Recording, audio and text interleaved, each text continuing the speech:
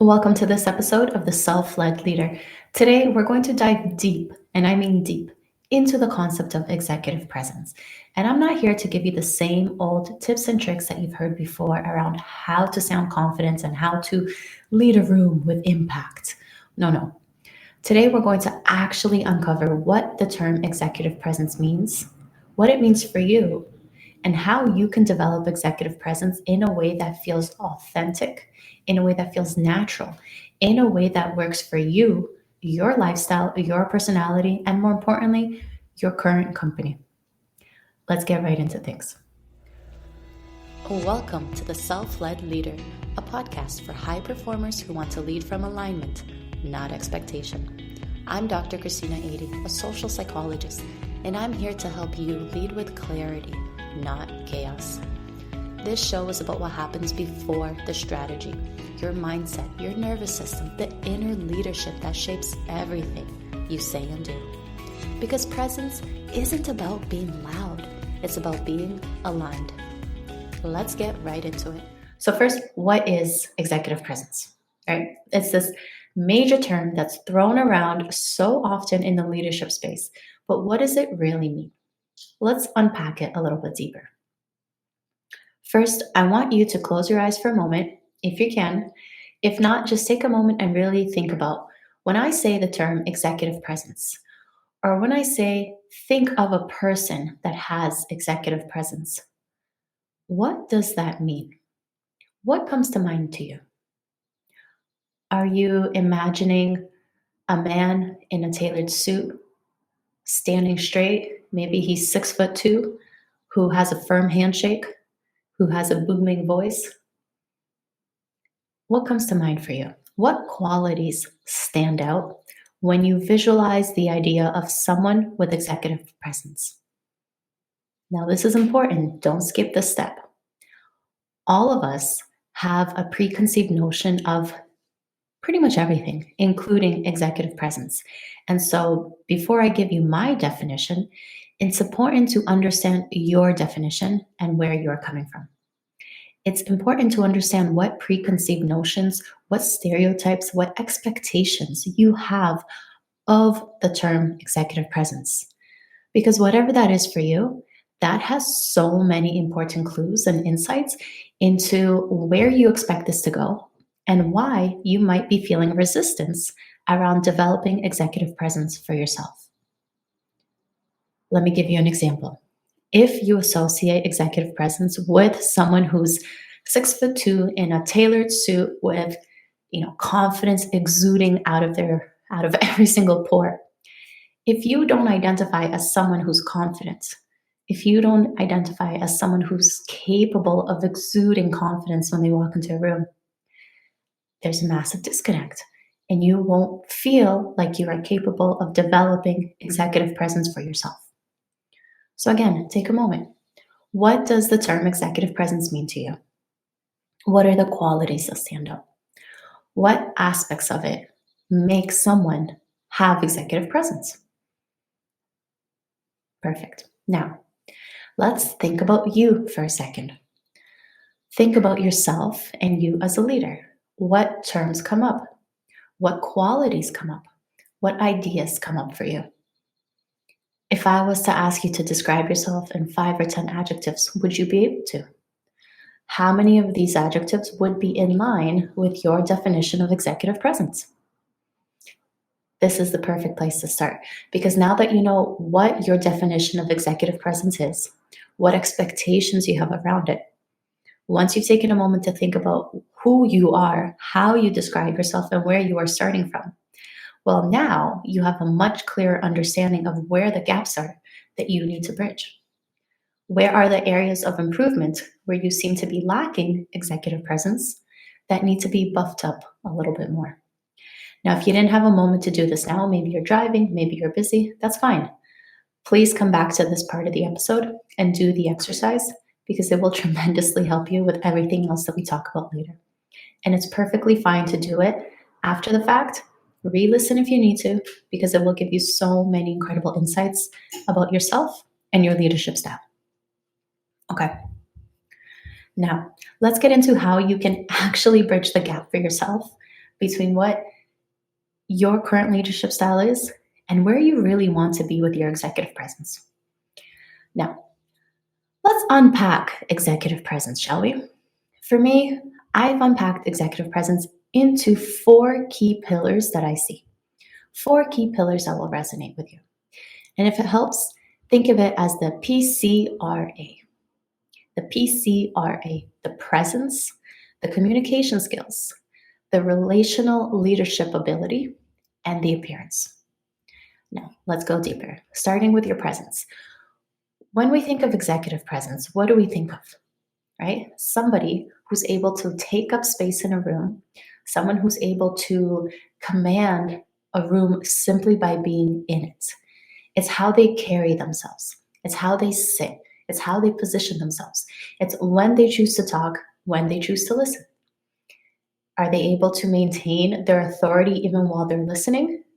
Are they able to speak in a cool, calm, and collected tone, even if it's a high pressure situation, or even if the person speaking to them is perhaps being disrespectful, is perhaps being aggressive, is perhaps worked up themselves?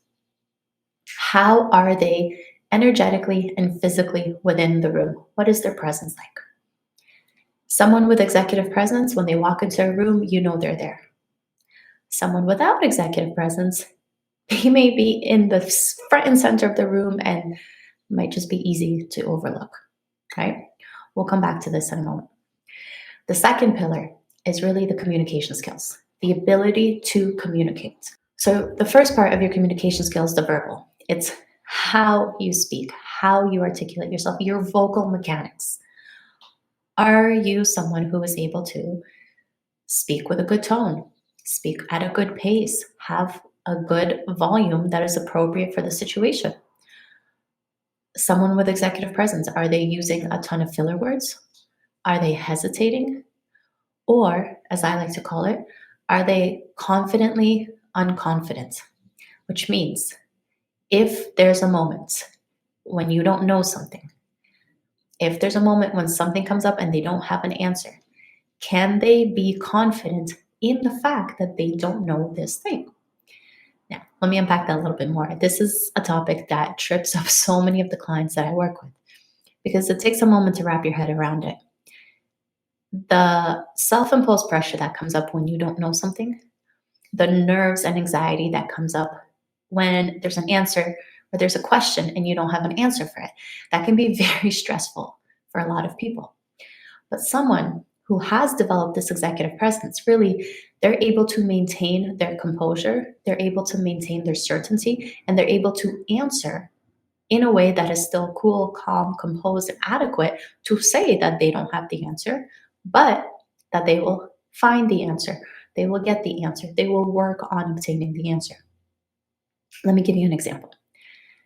If you're in a meeting and you are asked about specific data related to the project that you're overseeing, and maybe you don't have the latest statistics on it, maybe you don't have the latest numbers, maybe you just are out of the loop and you didn't know that you were supposed to be overseeing this project. It happens. It's okay. No judgment. Someone with executive presence will be able to answer that question in a way that looks something like, you know what? I don't actually have those numbers off the top of my head, but I'll be sure to look them up and get back to you within an hour. It doesn't have to be complicated, but it's the confidence that comes with being confidently uncertain. Someone without executive presence, on the other hand, might get flustered. They might start to use way too many filler words. They might visibly get nervous, maybe even start to sweat or fidget. And that may look something like, I don't really know. I wasn't sure. I don't have this prepared. I'll try and look up. And do you see the difference? Even when you are uncertain, executive presence, the confidence lets you be confidently uncertain. You'll get back to them. You'll look into it. You'll find the answer, and you're certain that you will. Now, the other aspect of your communication skills is beyond vocal mechanics. So part of that is learning to listen. It's the ability to actually maintain a conversation, to hold space for other people, to give them room to expand on their answers. So don't interrupt while they're thinking. Give them a moment to add any additional information. Asking open-ended questions. Now, this is an interesting one because open-ended questions are often uncomfortable for a lot of leaders. It feels uncomfortable to ask an open-ended question because number one, they're not sure what response they're going to get. And number two, there's often a misconception that asking an open-ended question will be uncomfortable for the team member, or that it will make them seem like they don't know, or that they're incompetent. And so many of the leaders I work with stick to yes or no questions, but these aren't as ideal as open-ended questions. They're not as effective. They're not as useful. They definitely have a time and a place. But in the grand scheme of things, if you want executive presence, you need to be able to hold space and ask open-ended questions, even if it's for the simple reason of gaining more insight into what your team member is thinking. And even if it's just holding the space for them to express their opinion, explain how they did something, describe their process so that they feel seen and heard and validated as well. So, communication, part of it is your vocal mechanics, the practical aspect of how you speak. Part of it is the ability to listen and to hold space for others without interrupting, making assumptions, or feeling uncomfortable asking questions. And part of it is the practical aspect, the nuance of how you communicate. What words are you using? How are you putting your sentences together? Are you speaking in a way that is clear and easy for other people to follow? Are you rambling, right? Do you see the differences? Someone with executive presence, someone who has developed the confidence and the communication skills, they're not spending 7 minutes talking confidently in a circle, rambling around the points while everyone else loses interest. Sure, you may sound confident rambling, but that detracts from the overall quality of your conversation. So let me give you an example. If I was to ramble about the importance of communication skills and talk in a circle, but I wasn't using filler words, but I was still talking about the same thing over and over, making my point, maybe I could do it a little bit more firmly or aggressively. And I kept telling you that communication skills are important. And I just wasn't getting to the end of my point if I just kept going. And I could do it certainly. And I'm not using filler words. And do you get the point? Just because you're able to speak well does not mean it's the same thing as actually articulating your thoughts well. So someone with executive presence, they understand how to put their sentences together, how to express their ideas clearly, how to articulate the things that they want to say in a way that makes sense and leaves room for follow-up questions, leaves room for more information as needed, but they don't speak the entire time. They don't ramble. They know how to make their point and end it there. The third pillar is the relational leadership ability. So this is really the way that someone with executive presence leads others, the way that they connect with others, the way that they build rapport and manage their team. So someone with executive presence, they're able to inspire others. They're able to build that rapport. They're able to have trust within the team members and then with each team member. You see, it's one thing to have a one-on-one conversations with your team members and build a sense of rapport and trust and loyalty with them. But it's a whole other ballgame when you can instill that sense of camaraderie, of teamwork, of trust within the team itself. And that's a really important part. Because if each team member only trusts you and they don't work together, that has a host of implications and consequences. But when you're able to talk to them, when you're able to inspire them, when you're able to take time to ensure that everything is symbiotic and working together, and if there's conflict, you address it, you give them opportunities to work together, to collaborate, you take the time to instill team values. You take the time to instill team expectations and you set them and you manage them and you follow up with them. Well, that adds to a cohesive team. If a leader, if someone lacking executive presence is not doing these things, that's when you start to see a team fall apart. That's when you start to see disconnect miscommunication, team members starting to have conflict rather than learning to figure it out. And if you're not empowering your team to at least try handling things on their own first, if you're not teaching them and coaching them and taking the time to mentor them, then it's no surprise when things start to fall apart. Sometimes, when everyone is busy, when there's a lot going on, it's easy to overlook the relational aspect. It's easy to fall into the mindset of they're adults, they're experts, they know what they're doing, that's their job, and to just leave them and close your eyes and hope and pray and fingers crossed that they figure it out.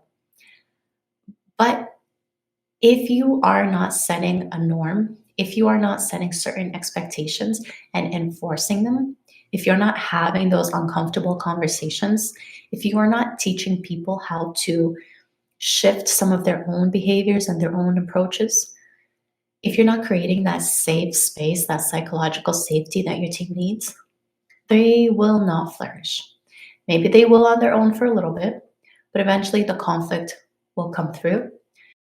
So, part of that is knowing how to lead, how to coach, how to mentor, how to hold space from others.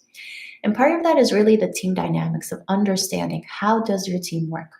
What is the motivation of each of your team members? What is their preferred communication style naturally? You see, there's often a misconception I see with the leaders I work with that whatever approach they are used to, whatever their natural tendency is, that's what they expect of others. But in reality, that's not how it works. You see, we're all different. If we were to go back to the basics, we all have different learning styles. Some people are very visual, some people are very auditory, some people are very kinesthetic, some people are a mix. So some people need to see something in order to understand it. Some people need to hear it. Maybe they need to hear an explanation or a breakdown or a step by step to be able to process it and integrate that information. Some people need to do it themselves. It's not enough to see it and try the step by step themselves to be able to understand how it works. Some people need a mix of all, and that's fine. Once you understand that, once you begin to use that to your advantage, your team begins to function better and you become better as a leader. If you are someone who is goal oriented, if you're someone who's action oriented, if you are just here to get results, it's important to understand that your team is also there to get results, but they may not do it in the same approach that you do. And there's an important aspect of understanding that adds to your executive presence, because it adds to your ability to have these relational leadership opportunities, to be able to give feedback in a way that is effective, in a way that your team member can understand and implement. If your team member is working on a project and you give them feedback based on the way you want to receive feedback, not on the way they need the feedback, well, then it's no surprise if they're not integrating the feedback effectively. So it's about how you talk to your team. It's about the relationships that you build within your team members. It's about the expectations and the values that you set. It's about how you talk to your team, how you deliver information and feedback. It's about how you balance being an authority with being an approachable leader. And so it's important to understand that someone with executive presence has a balance of both. Maybe they have an open door policy, but they still set firm expectations, right? There's someone that you can talk to and you can approach with your problems, but they've made it very clear when you're supposed to try that problem first, what steps you're supposed to take to try and resolve it on your own, and when and how is an appropriate time to reach out for support. It's not just a free-for-all. It's not just a rotating door. It's not just, I don't want to know what's going on. I told you what to do and go do it. But it's a balanced approach of both. And so the last pillar of executive presence is really the appearance. And now appearance, I'm going to break this down a little bit further.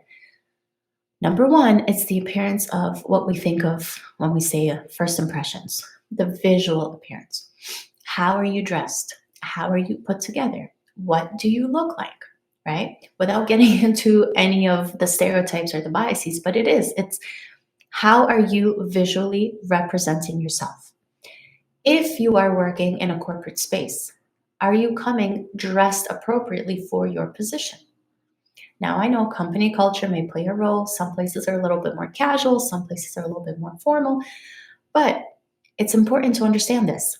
We all are visual creatures. We all see things, and we all have incredibly fast impressions of someone based on how they look, based on our assumptions of what we think they are like, based on how they look, based on our own history of what someone who looks like that we've interacted with in the past has been like, has done, has talked like, has achieved, etc. That's why it's so unconventional to have a big boss show up in board shorts and flip-flops, because it's not really done. It's not what we associate with it. That's why if I, back at the beginning, when I asked you, what do you think of when you think of executive presence? I asked you if you think of someone in a tailored suit, because these are the things that we associate with an executive presence, a top dog in the organization. And although I agree that this shouldn't matter, I'm also here to tell you that it does matter. So back in graduate school, back when I was obtaining my doctorate and doing a ton of research on stereotypes and biases, the one thing that always stood out is this. It doesn't matter what you think. It doesn't matter how unbiased you think you are. At the end of the day, everyone has unconscious stereotypes. Everyone has unconscious biases. Everyone has conscious biases as well. So these are biases that we're either not aware of or that we are aware of, that we know we are biased in this way. Everyone has them, and they are activated almost immediately, within milliseconds. We used to do experiments where we would present people with pictures and category labels. And so they would look at a picture and they would have to match it with a category label. And what we would often do is we would show pictures and categories that matched. So you can think of something like a smiley face and the category happy, and a frowny face and the category sad. And then we would flip the categories so that they were not matched and ask people to rate the pictures. And every single time, it was so much harder for people to categorize and rate the pictures when they did not match the category, because we all have expectations, stereotypes, and biases that get activated. And it just is. Okay, we'll leave it there for now. The point being, as much as you may think, as much as you may wish, as much as you may discount your appearance and say it doesn't really matter, they should be looking at the quality of my work. It's the way that my team gets results that should matter. If my shirt is pressed or if I'm wearing a t-shirt, none of this matters. I'm sorry, my friend, but I have to disagree with you in my professional opinion. It matters. It matters, and people make impressions of you based on how you look. That's why things like pretty privilege exist. There's research to show that people who look better, quote unquote better, people who are more good looking, people who are more put together, people who are, quote unquote prettier, more handsome, more put together, they experience benefits compared to people who don't. And that may look like people are nicer to them. That may look like they get paid more. That may look like a whole variety of things depending on what you're looking at. But the bottom line is, people who are put together, people who look better, get benefits from it. When it comes to your executive presence, as much as you may wish that you could deny appearance matters, it does. And so, someone with executive presence, they're likely very put together. Maybe it's taking an extra 5 minutes to do your hair, to pick out a better fitted outfit, right? Maybe it's not wearing an oversized blazer or a dress shirt that no longer fits or something that's super outdated fashion wise. Now, I'm not saying you have to go out and buy a whole new wardrobe, but just take a moment and think about if you had two people in front of you, both of whom were perhaps executives or C suite positions, and one was clearly put together and the other was disheveled, you would get a different impression off of their capabilities based simply on how they look. It's just the way it is. Okay. Now, part of your appearance and part of your expression, and this ties back to presence a little bit, is the way that you carry yourself through your body language and your facial expressions. It's the way that you look physically. So, facial expressions, let's start there. Many people don't actually know what their face looks like. I know, it's wild. Many people don't actually realize what their face looks like while they're speaking, and most importantly, while they're listening. You see, we are so used to looking at other people that we forget the entire time those people are looking at us. And so they see your facial expressions. And that's why when you think of someone with executive presence, they seem composed, they seem calm, they seem like they've got a really good poker face figured out because they're able to maintain the calm and maintain their emotions without wearing their heart on the sleeve, without showing everything that they're thinking, without scowling when they disagree, right? Your facial expressions matter because it's what other people see. And people are really good, even if they don't think they're good. People, let me back up for a second. Your facial expressions matter because other people are looking at it and getting bits of information, bits of insight. They're making judgments about what they think you are thinking based on what your face looks like. So if someone's talking to you and you don't like it, you don't like what they're saying, you disagree, and you're scowling and you're grimacing, they're going to make an assumption of what you're thinking based on how your face changed. So facial expressions are an important part of building this executive presence. Now, going a little further, it's your body language. It's your posture. It's the way that you carry yourself. It's the way that you're able to maintain eye contact or not. Whether you're able to hold a smile, nod, give cues of listening or participation or confidence or not. So when you think of someone with executive presence, it's someone who has understood, implemented, and figured out how to have strong, confident body language. They're not sitting there slouching in their chair. They're not sitting there to one side because they're bored or uncomfortable.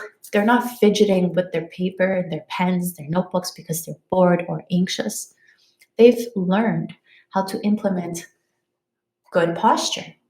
They've learned how to implement eye contact, nodding, cues of involvement, all these little micro expressions that your body and your facial expression gives off, body language, they've learned how to use it to their advantage. Because again, we're so used to seeing other people that we forget other people are looking at us.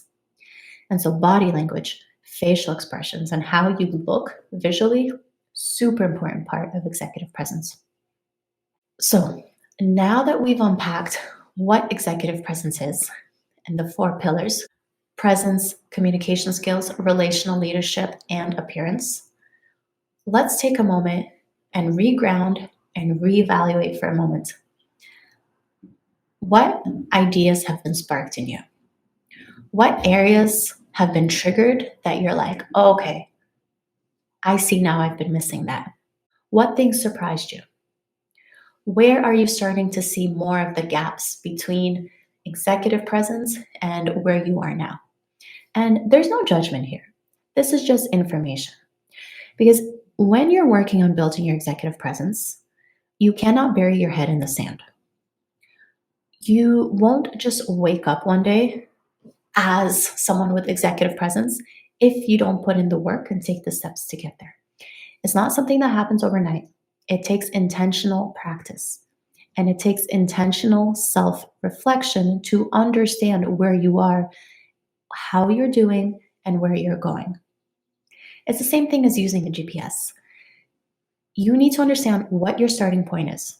What aspects of executive presence you have and what do you currently lack.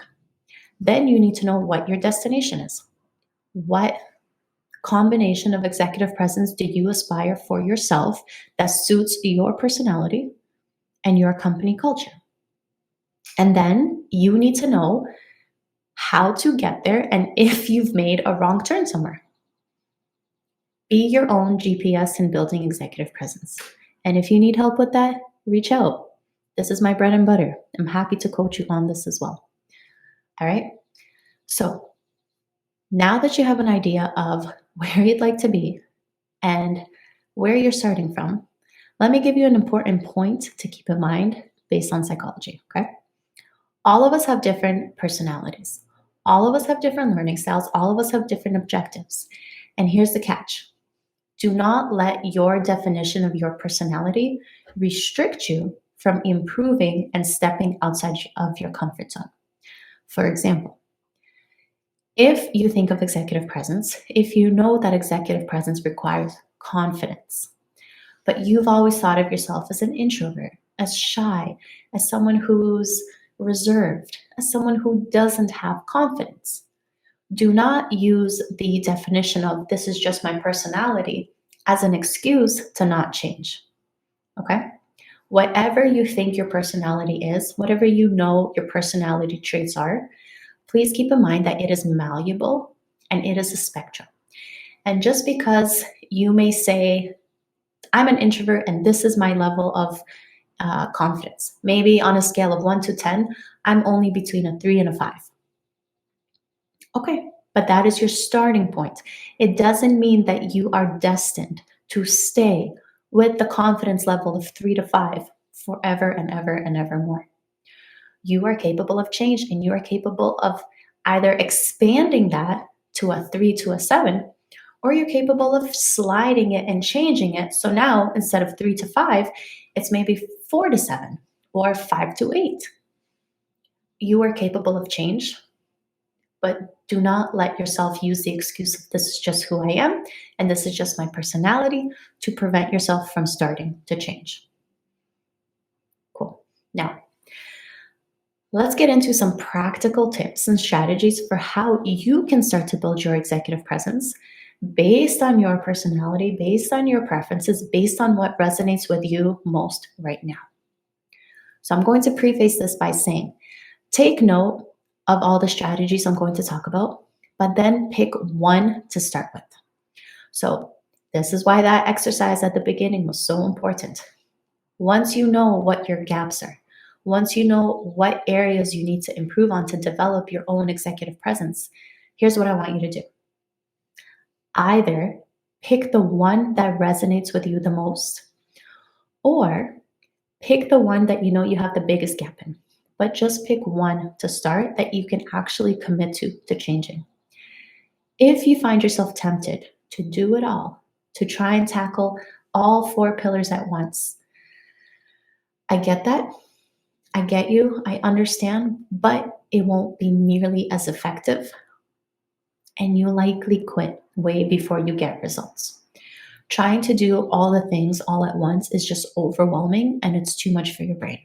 Because now, as you're having a conversation with your team, as you're thinking about all the different aspects of work that you already think about, now on top of that, you have to think about your body language, your presence, your posture, your facial expressions, the confidence, your tone, your volume, it's too much and it won't work. And you don't want to feel like a deer in the headlights, stuck and frozen, or worse off than before you started. So pick one. Pick one and work on it consistently enough until it starts to feel natural. That may look like a few days, that may look like a few weeks. It depends on the level of resistance and the level of work you put into it. But pick one, work on it until it starts to become a habit. And then, and only then, do you add a second and do the same thing, and then add a third, do the same thing, etc. And again, this is something you need help with, reach out. We can talk about your coaching options. So let's get into the practical strategies for how to build executive presence with the 4 pillars of presence, communication skills, your relational leadership ability, and your appearance. Again, recap, your presence is your ability to hold space. It's your ability to command a room. It's the way that you carry yourself in whatever space you're in. So if you're someone who's experiencing anxiety, nerves, stress, if the thought of going into a meeting is stressful for you and you start to feel like you get adrenaline, cortisol spike, you get the shakes, practice grounding yourself before. And this doesn't have to be a major thing. You don't need like a 15-minute meditation barefoot outside. You can take a quick 2 minutes to do some deep breaths and to just hold space for your body. Box breathing can be very effective. And so box breathing is the concept of breathe in, let's say you can do a count of 3, 4, or 5, depending on what you can tolerate, which will depend on your stress levels and your sort of physical abilities. So let's say we do a count of 3. So you breathe in for a count of 3. You hold it for a count of 3. You breathe out for a count of 3. You hold it for a count of 3.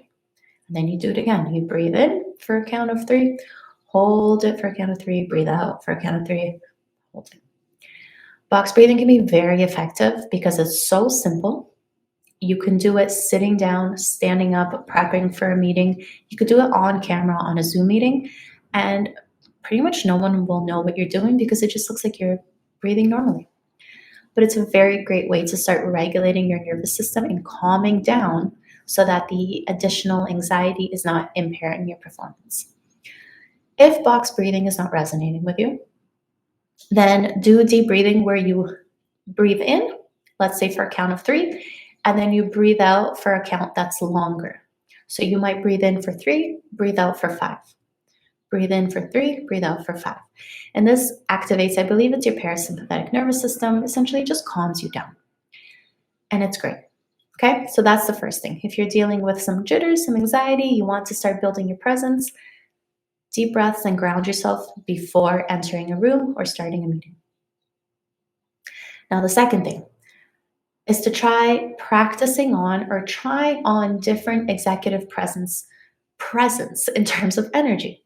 So, like I asked you, when you think of executive presence, what comes to mind? Is it someone who's calm and composed? Is it someone who's got, big energy? Someone who walks slow? Someone who stands tall? Someone who's just calm and composed? What energy, what descriptions come up for you?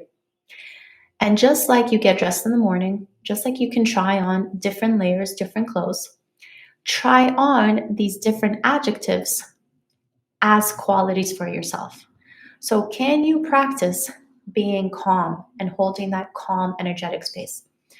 Can you practice maybe moving a little bit more slowly and intentional? If you're someone who tends to be rushed, especially if you tend to have that little bit of anxiety and stress, can you be intentional and slow down? Take a moment to think about your thoughts before you speak. Take a moment to ask that question, that open-ended question. Pause when they're done answering. Can you be intentional about how you do the things that you have to do anyway, right? So try on these different energetic adjectives, see which ones resonate with you. And here's the catch. Just because something is hard doesn't mean you're not capable of doing it. So something to keep in mind is whatever things you see in other people that are either like, ooh, I want that, or, oh, I wish I could do that, or, and you feel that like pang of jealousy that they're doing it and you can't. Those are the things that you actually want for yourself. And just because it's hard, just because you're not used to doing it, doesn't mean you're not capable of doing it down the line. It just means there's some resistance in the way that needs to be worked through first. Okay?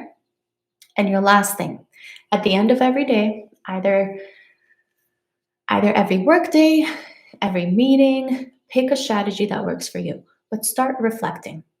How was my presence? Did I lose my cool when so-and-so said this? Did I get frustrated when this team member didn't do the thing that they were supposed to do that we already talked about doing 10, 15 times and it was in that SOP and they still didn't do it? Oh, look, I lost my cool again, right? Start to reflect on your ability to hold that presence. and nothing else. Okay? So those are the 3 strategies to try for presence. Now, let's move on to your communication skills. Number 1, take an accurate assessment, take an honest assessment of your vocal mechanics, of your ability to speak. So record yourself, and this can either be an audio recording or a video recording, and either give it to people, maybe 2, 3 people that you trust, and take an assessment yourself. You can also put it through maybe like a ChatGPT or an AI and ask for feedback, including if you get a transcript so that it can go through. And what you really want to do is you want to look at the way that you communicate, practically speaking. So, are you using filler words? If you are, what kind of filler words are you using? And most importantly, when are you using them? Are you using them all the time in between every second, third word? Are you using them to hold the space and fill the air while you're thinking and your wheels are turning? Or are you using them in moments of transition when you're ending one sentence or ending one train of thought and starting the next one? When you can identify the types of filler words that you're using and when you're using them, that's when you have a lot more information about how to actually start changing them. Because filler words, it's not as simple as just ums and ahs all the time. There's other types of filler words you can be using, right? So, like, does that make sense? These are all different kinds of filler words that get thrown in, but it's also important to understand when they're happening because those are the moments where you feel some discomfort or uncertainty or you're just filling up space. And that's when you can start to work on changing them. Okay? Look for filler words. Look for volume. Are you speaking loud enough for people to hear you? And are you speaking loud enough to sound confident? So here's a hint. If you are someone who tends to have experiences of someone leaning in or saying, "What was that? Can you repeat that? Huh?" Your volume's not there. You need to up your volume a little bit more. If on the other end of the spectrum, you tend to have experiences of someone being like leaning back, wide-eyed, or just saying, "Whoa," any sort of cues that you're too loud, then you might have a volume problem where you are yelling at people and they may be perceiving you as yelling. And that can harm your reputation as well because no one wants to be yelled at. Okay? So look for filler words, look for your volume, look for your pace. Listen to the way that you speak. Are you speaking really, really fast so that no one understands what you're saying and your pace is off the charts because you're just anxious? Or are you speaking so slow and maybe like extending your filler words like so slow that people fall asleep and lose interest and maybe they interrupt you all the time? That's a good cue to know. If you are getting bored of yourself, other people get bored of you too. So filler words, volume, pace, and then pay attention to your tone because tone is a sneaky one. Tone is often confused with volume, and it's not the same thing. Tone is your emotion. If you were to speak to someone and maybe they had a blindfold on or maybe they were in the other room, it's the sense of your emotion, of your feelings, of the mood that you're in that they would get. Let me give you an example. Think back to when you were a child and your mom or dad came home and they yelled your name. You could tell if they were excited to see you, if they were frustrated, if they were mad at you and you were about to get in trouble. How? How could you tell? Because it's the way that they said your name, the tone that they said it with. And so unintentionally, you may be using a tone that you think you're trying to be friendly, maybe, but it might come off as uncertain or lacking confidence. You might try to be calm, and instead it might be monotone and bored. You might try to be firm, and instead it might be way too authoritative and strict. So pay attention to your tone as well. And just take note. What do you actually sound like? Not what you think you sound like in your head, because that's different. What do you actually sound like? What do people hear when you speak? That's a very important place to start with your communication skills. Now, next exercise. If you're like, my communication skills are fine, well, assess how confident you sound when you speak, especially in those moments where you need that confidence uncertainty. Practice. Record yourself answering questions. If you can, record yourself speaking in a meeting or a team meeting or a call and listen back to how you actually sound like. Are you ending your sentences like this all the time, like you're asking a question with an inflection going up that makes you sound uncertain? Are you using a lot of phrases like, I think so, I'm not sure, I think, those kinds of things, right? You might not even realize that you're doing it, but when the uncertainty creeps up, so do those phrases. So take an accurate assessment of beyond the vocal mechanics. What are you actually sounding like when you speak? Can you give an answer like, I don't have an answer for that, in a way that is clear and confident without buffering and going all over the place? And the third thing that you can do to start assessing your communication skills is your ability to pause and to gather your thoughts and then articulate them clearly. So, pauses are very useful. They're a great way to start eliminating filler words, but it's also a sign of confidence when you can take a moment to gather your thoughts and then answer rather than having that pressure. And often it's self imposed pressure to just answer right away with the first thing that comes to mind. And then you're going down this way, thinking about how you should have gone down this way. And then you're rambling, and then you're pivoting, and then you're trying to speak. And it just detracts from that confident executive presence authority that you're going for. Okay? So that's your communication skills. We'll end it there for now. Let's move on to strategies for being a better relational leader and improving your relational leadership ability. How often are you asking open ended questions? How often are you asking an open ended question followed up by another question? How comfortable are you asking questions in general? Do you feel like it's uncomfortable asking questions to your team? Start there. Asking questions is a very powerful way to lead because, number one, it gives that safe space for them to answer.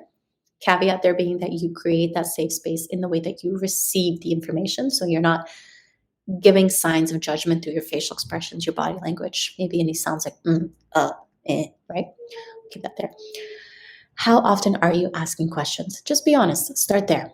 The more that you're able to ask questions, the more information you will get about your team, what they're thinking, what their motivations are, why they did things a specific way, and any gaps in their knowledge or their understanding that you can then address.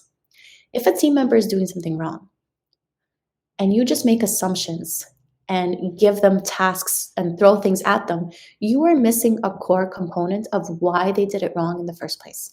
It's easy to assume that this thing happened. Well, maybe it was something else. Maybe they actually lack the skills or the support. Maybe something else came up that they needed support with that they didn't know how to ask for help with. Maybe they are genuinely untrained or uneducated on this aspect and you need to supplement that, right? There's so many things that could be going on. And unless you take the time to ask some open ended questions and get their perspective and motivation on things, you're just missing out on a huge part of the team and the team dynamics and being that relational leader. So, how often are you asking questions? Start there. Strategy 2, pay attention to when you listen and pay attention to how often, number one, you interrupt and how often, number two, you assume you know what they're going to say. You assume you know where the conversation is going and what they're going to say next. And if you're interrupting, if you're finishing their sentences, if you're making assumptions, again, you are missing out on a crucial amount of information. Yes, there will be times when you know what they're going to say. Yes, there will be times when you know where the conversation is going. But making that assumption every single time is detrimental to you and your leadership ability and your executive presence.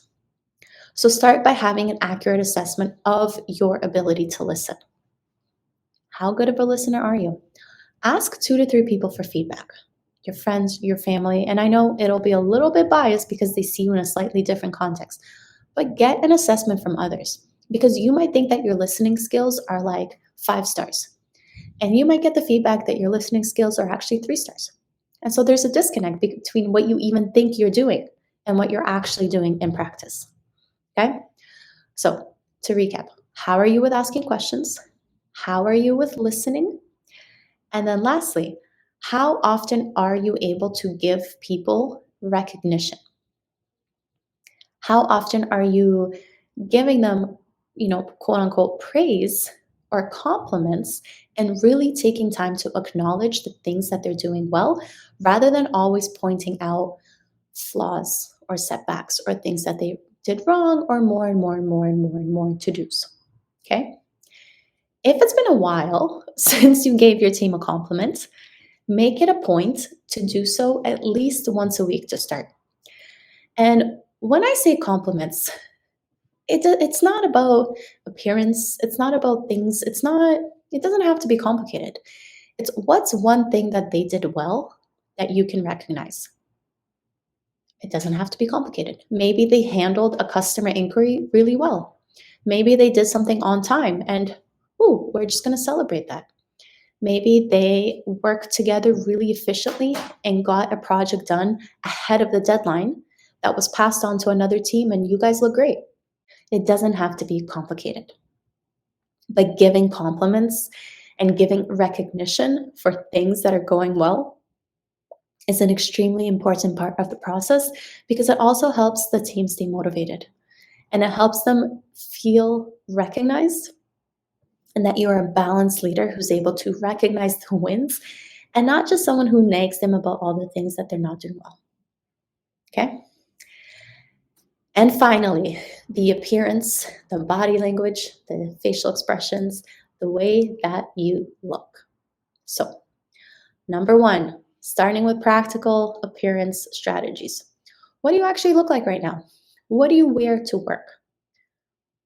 Is your shirt perhaps in need of ironing?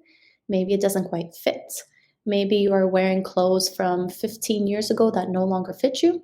What's one small thing you can do to upgrade your appearance this week in a way that still feels good, in a way that feels natural, in a way that just feels a little bit more upgraded towards that version of executive presence you're aiming for? Again, it doesn't have to be complicated. Maybe you have a really nice watch at home that you haven't been wearing. If you are someone who's doing a lot of Zoom meetings, are you currently wearing a ton of crew neck t-shirts? Can you maybe one up it to a polo or a dress shirt? It doesn't have to be complicated, but it does have to be upgraded to be in line with the type of executive presence atmosphere for yourself you want to have. Go back to your image of what you thought of when I asked you about executive presence. That's what you think of, if that's what you associate with it. What's the one thing you can do to be more in line with that? Okay? Now, second thing, do an audit of your facial expressions. Okay? Facial expressions, again, so important. And most people don't really know what they look like. So here's a fun way to actually assess what you look like depending on where you are. If you work from home, set up your phone or turn on your camera while you work and record yourself naturally and watch it back and take a look at the types of facial expressions and body language and posture that you have. You might be surprised at what you find. If you work in the office, if you have a chance, set up your phone, same thing, take a video, take some pictures naturally while you work. The key is natural, not posed. Set it up, leave it for like 45 minutes while you work, and then watch it back and see the types of changes that come up. If you can, if maybe you live with someone, if you have a roommate, family, maybe a colleague in the office that you trust, get them to take spontaneous pictures of you while working without you knowing that they're going to. Because that's when you will get an accurate representation of what you really look like in your natural state. Maybe you slouch over your computer and maybe you scowl a lot. Maybe you sit very lopsided and just look off. And that's okay, because again, this is all important information to start with so that you know what your baseline is, what you're aiming for, and how to get there. Okay? And so audit your facial expressions and then audit your body language, of course. One way to do this is the exact same thing. Record yourself naturally, see what you look like. Another way is to just having micro moment check-ins with yourself. So when you're in a meeting, when you are talking to someone, if you're on a call, take a moment to just quickly check in. And it doesn't have to be complicated. It's just posture, so literally how you are sitting, um, legs, and arms. Okay, start with those three things. Are you sitting straight? Are you slouching? Are you lopsided or are you upright? Quick check in. Your legs, are you crisscross applesauce? Are you pointing towards the door, pointing away from the person you're talking to? Or can you have your feet planted firmly, sitting up in a way that's still comfortable for you? And your arms, are you crossed, closed off, leaning away? Are you open? Are you waving your arms like a maniac while you talk? Or are you hiding your arms and no one knows what you're really thinking or feeling? So just do an assessment. Again, it's all information to start with. And so at the start of a meeting, you can check in and say, okay, how do I look right now? Meeting starting. Let me do some stretches. Let me ground my feet. Maybe I'm going to sit like this. Maybe I'm going to sit like this. Maybe I'm going to sit like this. I'm going to find a position that's comfortable and natural for me and do that check-in. The meeting's going to start. You're going to do whatever it is that you need to do. You're going to think, you're going to talk, you're going to whatever, and you're going to change. Your posture will change. And so 15 minutes into the meeting, you might have a quick thought of, okay, posture check-in, body language check-in. I started with good posture, but now I'm slouching and I'm bored and I'm looking at the door and looking at the clock. All right, let me reset. And that's it. And by doing those simple check-ins with yourself over and over and over again, you are going to train yourself to have that executive presence, the posture, the facial expressions that you want. But it takes those intentional check-ins and those intentional changes. Okay? Awesome. You got this. So, to wrap everything up, what is your definition of executive presence? Where are you currently on the scale of executive presence? How is your presence? How are your communication skills? How is your relational leadership ability? And what is your appearance like? Pick the one that resonates with you the most. Pick the one that feels the easiest, the most motivated to start. Start with one. But the important thing is that you start. No one is going to build executive presence for you, but people will judge you on it. And so, if you want to have executive presence that feels natural and authentic, these are the different pieces that you need to start playing around with to build a style that feels calm and confident and natural and is still in line with the type of executive presence that other people associate it with. Because, like I said, you might want to come to work wearing board shorts and flip-flops, feeling like you're on top of the world and you're running your company, but until you get to a place where you are able to do that confidently and have your company flourish, other people will not match that impression. And so it's a delicate balance, like a Rubik's Cube, between finding the pieces that work for you, that line up with what the idea and the definition of executive presence is, especially if you're a leader that is looking for a promotion, that is looking for opportunities, that is looking to make their way up to the C-suite roles. You want to be recognized for the right things. Okay? So pick the one, start there, go back, re-listen if you need to, because there's a lot of strategies in here that you can start with. Now, as a bonus resource, I have created a worksheet specifically for this episode that will help you go through this process and identify the areas of your executive presence, what you want to start with, what strategies, what techniques are applicable to you. It's a roadmap of sorts that you can use to create for yourself and to hold yourself a little bit more accountable. If that is something that you would like, if it's a resource that's interesting to you, please go ahead, check it out. I will link it in the description as well, or you can go to christina80.com/worksheet and it'll be there for you. If this is something that you know you need some help and support with, reach out to me. Let's talk about your coaching options. This is something that I do that is tailored specifically to each and every client that I work with based on your needs and your starting point. You can think of me as your GPS. I help you figure out where the heck you are starting from, where it is that you want to go, and what's the path of least resistance to get there for you. It's optimized with behavioral science, with psychology, and honestly with techniques that work. So remember, you've got this. The important thing is that you start and that you stay honest with yourself. Because no matter how much you want this, if you're feeling resistance and you're not doing the work, your executive presence will not change. So pick the one thing that you're starting with and try it out. Try it out for a week. Try it out for 2 weeks. Try it out for a month. See what happens. Notice the changes you experience in yourself, and more importantly, notice the changes that you experience in your team and in others and how they react to you. Because something as simple as changing your facial expressions and body language might seem so minor that it's easy to overlook because we all have so many important things that we need to do. But once you do, I promise you, the way that people talk to you, the way that people interact with you, the way that people react to you will change simply because you look different and you hold space different. It's worth taking the time to invest into. Now, if anything stood out, if you had any major breakthroughs, I'd love to hear about them. Feel free to reach out. I'm on LinkedIn, I'm on Instagram, I'm on YouTube, and I can't wait to hear about your breakthroughs and the type of amazing leader with authentic executive presence that you are developing for yourself. I'll see you all in the next episode. Take care. Bye.